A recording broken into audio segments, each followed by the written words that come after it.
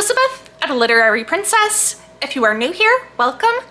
I am a 6-year PhD candidate in English literature with a focus on Victorian women novelists, and as you might expect, I love to read. Today I have my September wrap-up for you. I was participating in 2 events for September. The first was Shaketember, hosted by Kelly from Books I'm Not Reading, Nicole from A Day of Small Things, and Jason from Old Blues Chapter and Verse, and this is all about reading Shakespeare in September.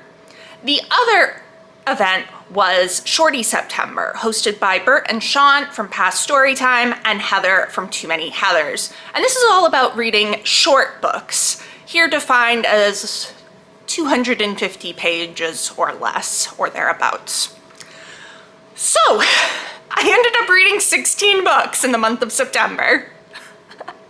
I'm super pleased with myself. Now, given a lot of them are short, because Shorty September, but there were there was one chunker in here.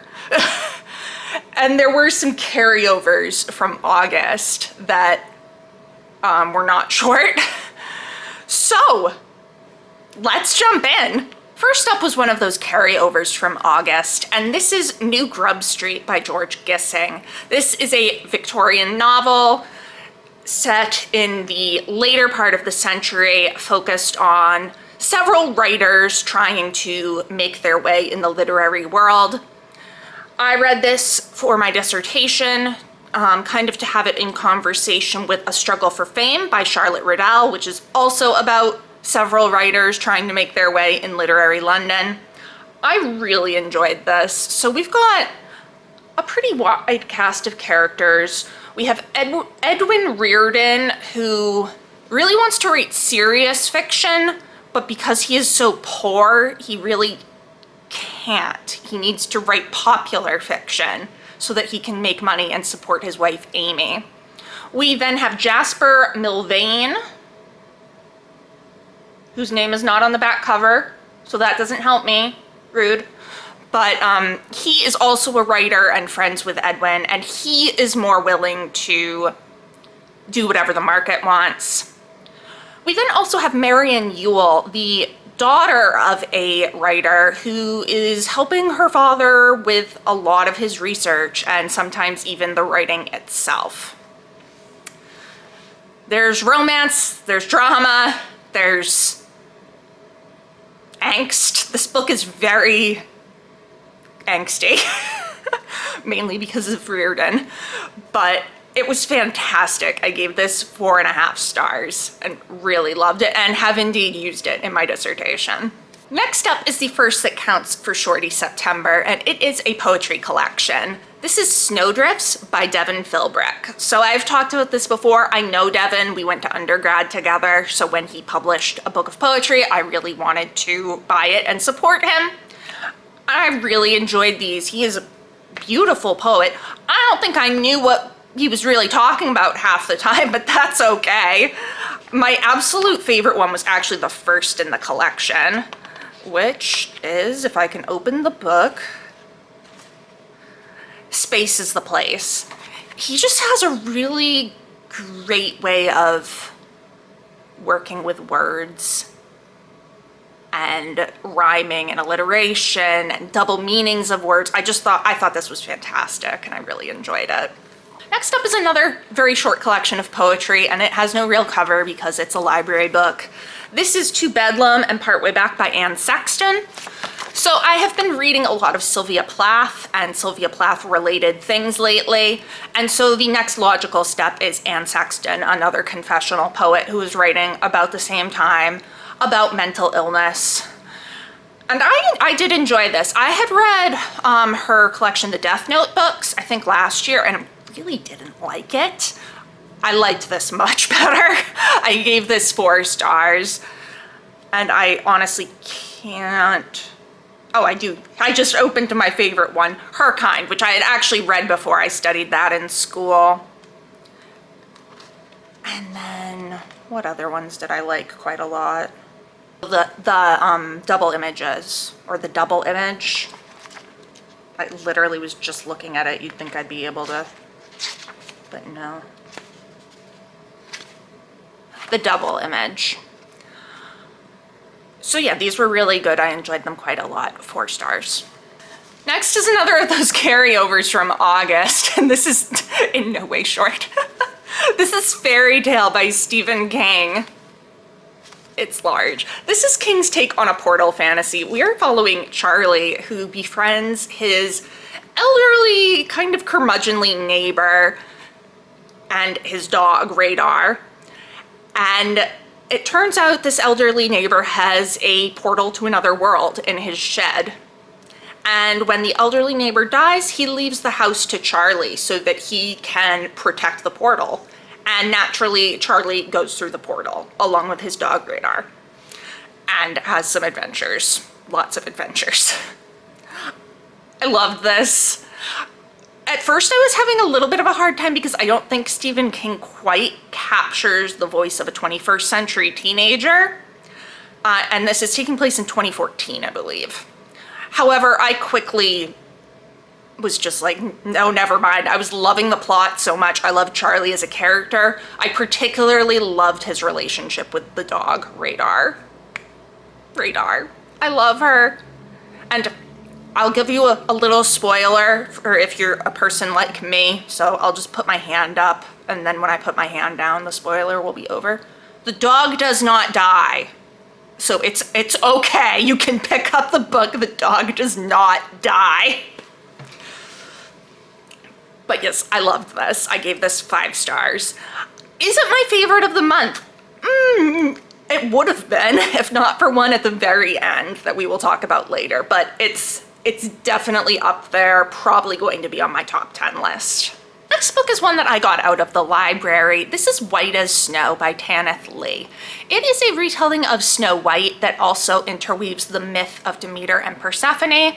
We are following Arpasia, who is the wicked queen in the Snow White fairy tale, and her daughter, Koira.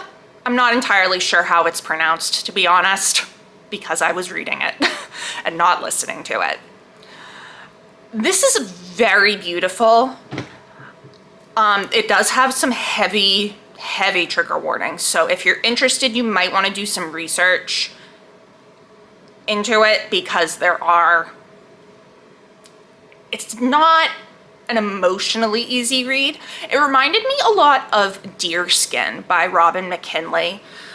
First of all, because it's that very like late 90s, early 2000s fantasy style that Robin McKinley also writes in, and also because there's a lot of very similar themes. And it's also a fairy tale retelling. But I did really enjoy this. I thought it was quite lovely, and I gave it 4 stars. Next up was a bit of nonfiction for Shorty September. This is Rules for the Dance, a handbook for writing and reading metrical verse by Mary Oliver. I read her poetry handbook last year and thought I would read more of her nonfiction about writing poetry. I've been on this whole journey of trying to become a person who likes poetry. If you watch some of my early videos, I talk a lot about how I don't get poetry, I don't really get on with it. I have finally found like the poetry that I get on with, generally speaking. You know, there's always some flukes.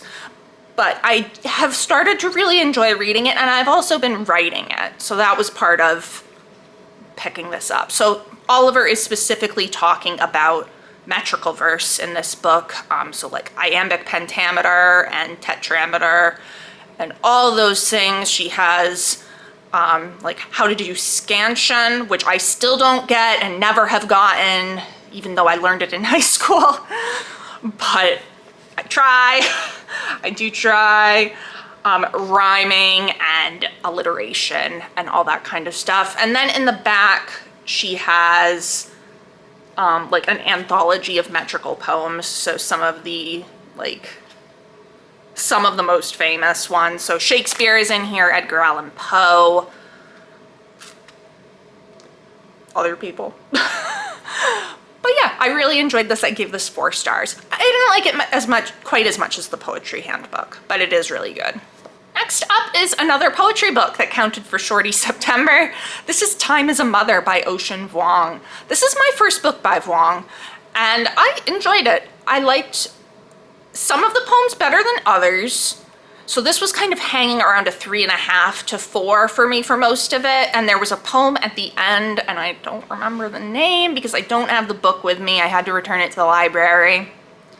But that one, whichever it was, pushed it over into 4 stars. And I will definitely be looking more into Wong. I know that he has I think it's a novel, On Earth We're Briefly Gorgeous. So I might check that out. Next up is a book that I just have picked up for the hell of it. This is They Never Learn by Lane Fargo. This was on my list of books I wanted to read this year, and I figured September would be a good time to read it because it takes place on a college campus. We are following 2 stories. Dr. Clark, who is a professor in the English department and who is a serial killer. That's not a spoiler. That's like on the first page. She kills the worst men on campus and generally makes it look like an accident or a suicide. And she's getting ready for kind of her biggest kill yet. And things go wrong. We are also following Carly, who is a freshman student at the college, and she is having a rough go her freshman year. And that's all I'm gonna say. This is a thriller with a bit of a mystery thriller. I don't want to spoil it. I had complex thoughts on this one. On one hand, I had a ton of fun. There is a great reveal about partway through that I thought was so well done, and I was like, damn, yes, yes. However, it's one of those books that really kind of beats you over the head with the message, which is about how dangerous men are basically allowed to continue assaulting vulnerable women because the societal institutions that should be protecting those women are not doing their job. But it really does bash you over the head with it. There is not a single, well, no, I won't say there is not a single redeemable male character. There is one good male character. He's gay. We don't see much of him.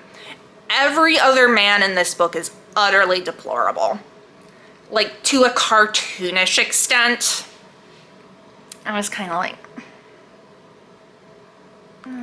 because I feel like there was a way to do this where not every man was cartoonishly evil, because, you know, that's just not how life actually is. So I did enjoy it. I gave it 3.5 stars. Like, it was fun, but I don't think I would be rereading it. I think if you like a good mystery or thriller, you will probably enjoy this.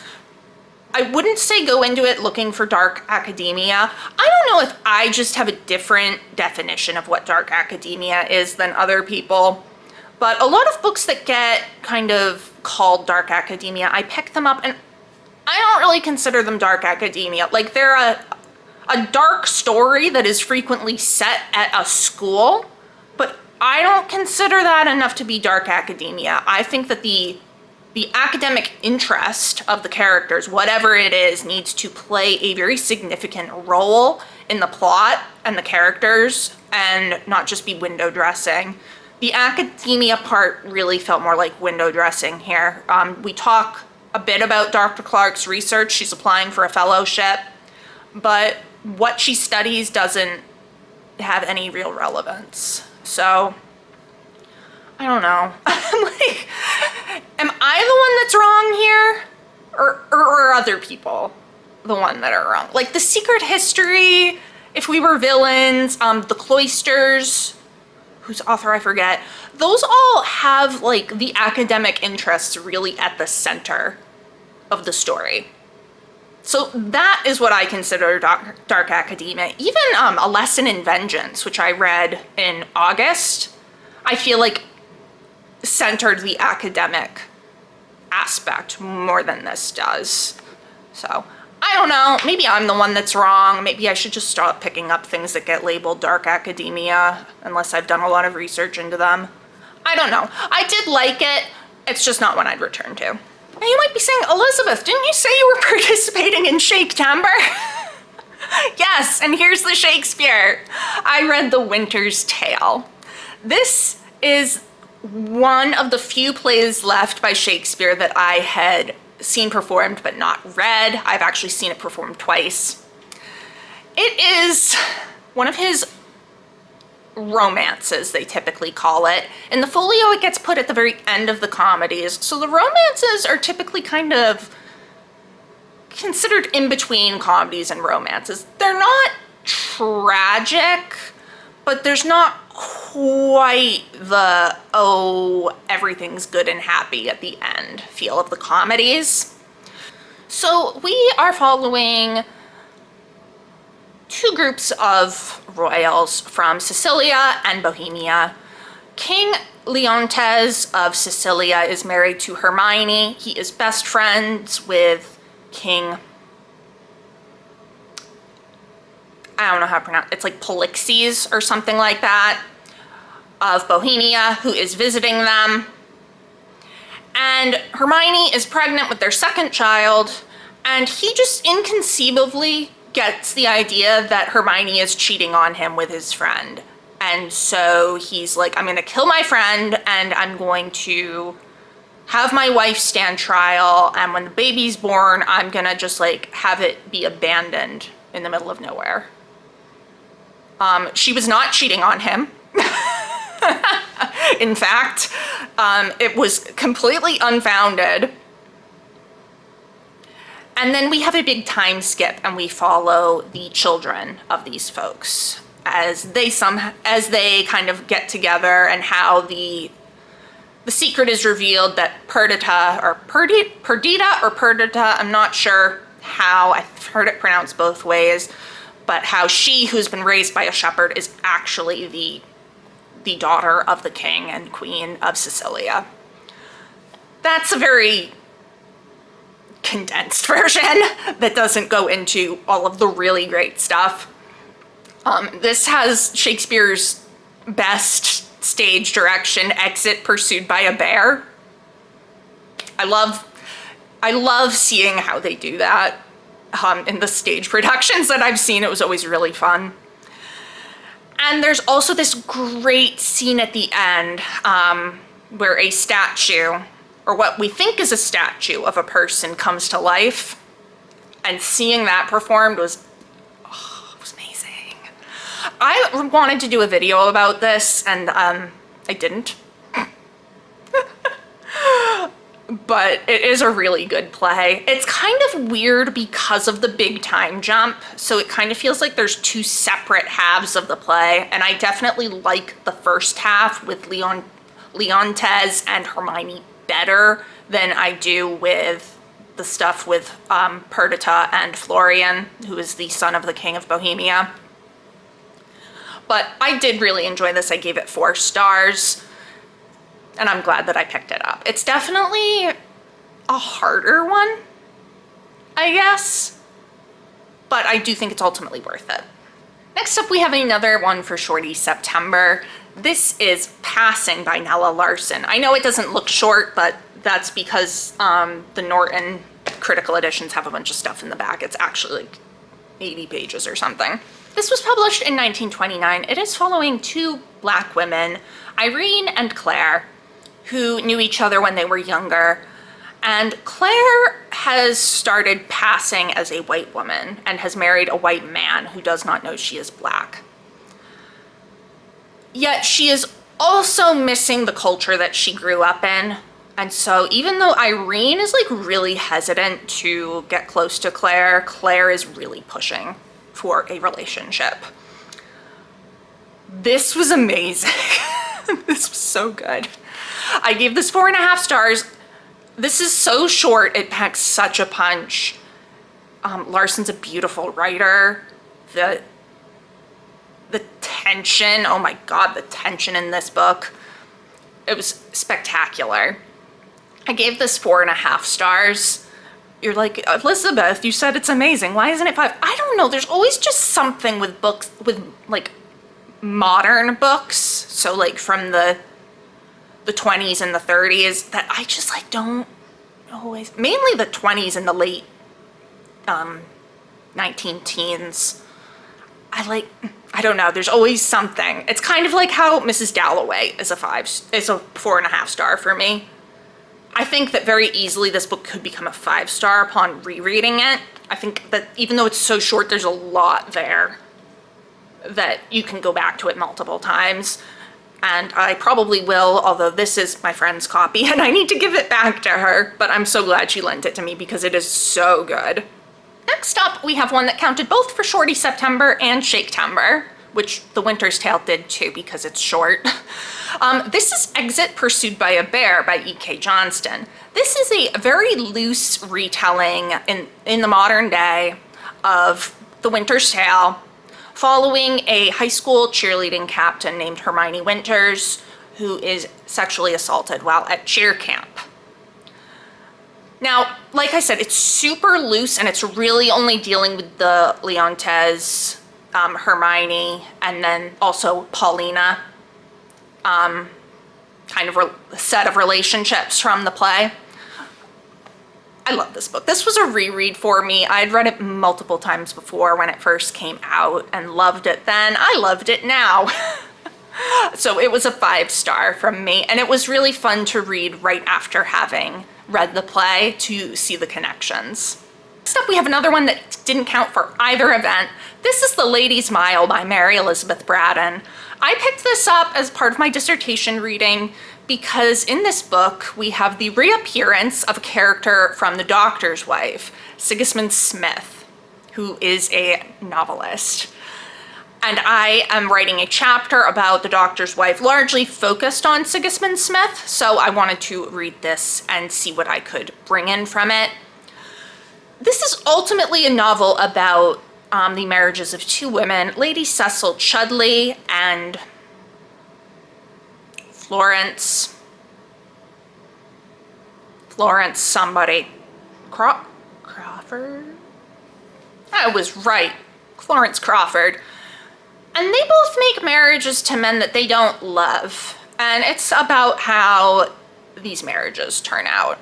Sigismund is such a small part in this book. He was like in 2 scenes. I read this whole 400-page novel for 2 scenes. Which usually I wouldn't mind because I usually really like Braddon, but I don't think this was her strongest work. I did like the stuff with Lady Cecil, if that's how it's pronounced. Cecil. I've never heard that name used for a woman. I've only heard it for a man. I usually hear Cecilia for a girl, but okay. I liked her parts a lot. And the stuff with Florence was fine too. The problem was we also follow Florence's father, Mr. Crawford, who is an artist. And I did not see why his plot line was there at all. I was like, why? It all felt too separate, I guess. It felt like so many separate stories that didn't need to be one thing. So I ultimately gave this 3 stars. There are some quotes I can use from it to talk about Sigismund, but not what I was expecting from Braddon. I'm pretty disappointed with it. Next up is another play that was for Shorty September. This is Antigone by Sophocles. So this is one of the Theban plays. It is the first one written, but last one in the cycle. So the first 2 follow Oedipus, the king, and his problems, which he has many. This is following his daughter, Antigone. It happens after the death of Oedipus and then after the death of her 2 brothers who were fighting each other. And the new king of Thebes, who is her mother's brother, so her uncle, I think, something like that. He has ordered for one of her brothers to not have a proper burial, which is very much against Greek custom. So Antigone chooses to defy him and this is the result of what happens. This was good, but I think what I really needed to enjoy it more was to study it within a class. When I read Oedipus Rex with my high school class, I ended up really enjoying it because I had like a guide through it. Reading this with no guide through it was kind of hard, and it doesn't even have like a good introduction or good footnotes because it's just a Dover thrift edition. So I think what I really needed was to study it with a class, and it would have been better for me. I did give it 3.5 stars. I would love to see it performed. I think that's another thing that would make me enjoy it more. It's not that I didn't enjoy it, it's just that I feel like I didn't get a lot of it. So yeah, 3.5 stars. It's definitely one that if I got a chance to like take a class on Greek drama at some point, I don't know when I would have that chance, but if I did, I would probably enjoy it a lot more. Next up, we have a short Victorian book. I know, right? This is The Uninhabited House by Charlotte Riddle. Riddle is also one of my dissertation authors. My husband gave me this book for my birthday in August because it has some articles about her that were written in the Victorian period in the back that I could not get anywhere else and that I needed for my dissertation. And I figured I'll pick up the book because I want to read more things by Charlotte Riddle. This is a supernatural haunted house story, and it's a lot of fun. It's a lot of fun. So basically, there's this house, and this lawyer and the clerks at his office are trying to rent it out for the owner, but no matter what they do, it will never stay rented out. The renters are always leaving and saying, nope, can't live there, it's haunted. They're like, that's ridiculous. So one of the clerks decides that he will go and stay in the house and try to solve the mystery of what is going on. I had so much fun with this. It was just so good. I recently talked about it in an underrated Victorian recommendations video, so you can go check out more about it there, but this is so good. I gave it 5 stars. We're almost to the end. This video is so long. Oh man, it'll be shorter when I cut out all the crap, but still. Next up is another one that counted for Shorty September. This is Wylding Hall by Elizabeth Hand. This is set in it's the 70s, right? I don't remember if it actually specifies. I always assumed it was I assumed the whole time it was the 70s. And it is following this band who has gone to stay at this old manor, Wylding Hall. Their manager is like, you all need to go on like a retreat and just be together and have no outside influences and write your new album. The place is creepy. I love the structure of this book. So it's set up as like kind of like short pieces of interviews with all of the different people involved, the band members, the manager, a journalist, a guy who was there helping set up some stuff for their recording of a demo. And it's like as if it's for a documentary. So like there's this interviewer that we never hear what they're saying, but you can kind of guess what they're asking by the way the characters respond. And this was so scary. Holy crap, there's a scene at the end that I was just like, ah! I loved this. I was picturing Fleetwood Mac in a haunted house the whole time. And I do feel like she was definitely pulling on Fleetwood Mac a bit, as well as other bands from that era, but I was like, this is Fleetwood Mac in a haunted house. I absolutely loved this. This was my favorite of the month. I think it will be on my top 10 list. It was so good. Such a creepy little book. I'm so glad that I picked it up. And now we get to the final book. And unfortunately, we did not go out on a bang. So this is another poetry collection that counted for Shorty September. This is Life Studies by Robert Lowell, another confessional poet. Both Sylvia Plath and Anne Sexton took writing workshops with Robert Lowell. So, and life studies is said to have had a very big effect on both of them. First off, I want to discuss the condition of this book from my university library. The cover is literally falling apart, but you can't take it off because it's like taped on. So the entire time I was reading this, I'm just like trying not to kill it. But yeah, I didn't like this. I gave it 2 stars. It was just not what I was expecting. I've read I've read poems by Lowell before, particularly Commander Lowell. Is that what it's called? I think that's what it's called. Yes, it is. Which I liked parts of, and then there's Waking in the Blue, which I feel like is one of his most famous ones, which actually has a line that I adore, but as a whole, I didn't really like his work. There's also this weird, like, a prose autobiographical fragment in the middle of it that's, I say it's really long. This book is like 90 pages. But it's longer than I was expecting, and it does say it on the front of the book, but I did not pay attention to that. So when I got to it, I was like, what is this? This isn't a poem. It was kind of interesting, or parts of it were, but yeah, I didn't get on with this at all. I feel kind of bad, but I didn't. So those are the 16 books I read in September. Thank you so much to the hosts of both of these events. I had a great time participating. Let me know down in the comments below, what did you read in September? Were you participating in Shaketember or Shortyseptember? What did you pick up for it? Have you read any of these? Do you agree with my assessment? Disagree?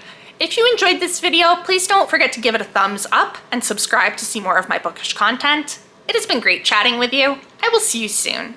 Bye.